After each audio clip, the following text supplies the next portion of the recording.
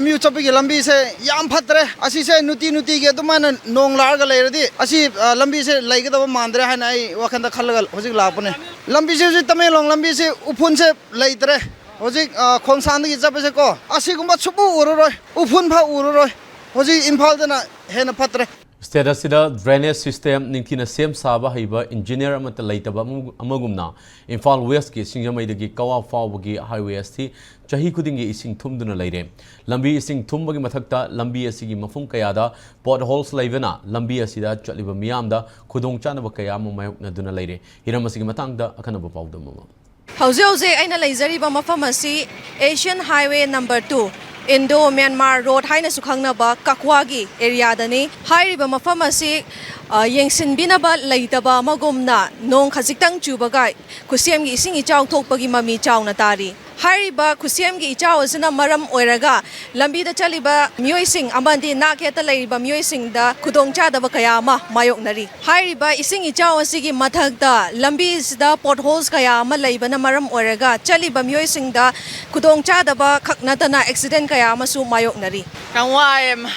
Kuthara mo inka le starter mo mukre ying doine starter ya brand da ya ro sidi as lambi phibam je amthina phatre sidi sarkar na miyang ai thubi da changjan da sidi so ya ro khone lambi la ka da ising thumjalame ising thum mode amu phare lambi do yam nan dra bani na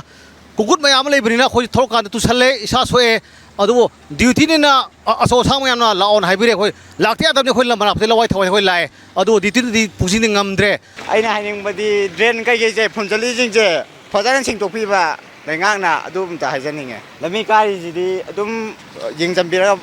nungai na chat papa me khoijo ado ngasi ai samaksu maroi ba meeting amagi yum dagi haidok sarakpani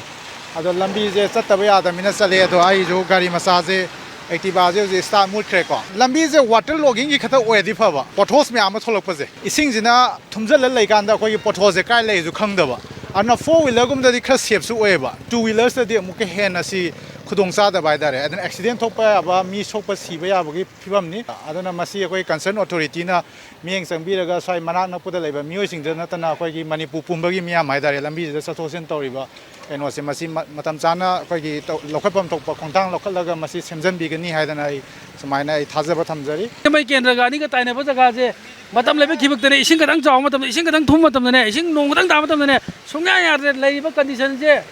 Leiriba MLA jing amta yengjambiyo ai gi ming gare lung pamai ai tamelong de ni MU chapigi lambi se yam phatre asi se nuti ge dumana nong lar ga leiradi asi lambi se laigada mandre hana ai wakhanda khallagal hojik lapune lambi se tamelong lambi se upun se leitre hojik khonsan gi jabe se ko asi gumba chubu ururoi upun pha ururoi hojik imphal dana hena phatre Leitaba amadi Singjamai constituency gi manung chana leiriba mafam asida Chahi Khudingi khusiamgi ising ichaw thokpagi report tawkhiba leirabasu ngasi fawba lambi asi semjinbagi mami tadri loinana lambi chaliba mioi singda akai ba pi ba khaknatana nakyata tariba mioi singda su health ki oiba chawraba khudongcha da ba kaya ma mayoknari thokliba khusiamgi chaw asi kokhanaba hona matamda mafam asida leiriba drainage system asi matam ga chunaba mongda semgatpa ma mathong tari loinana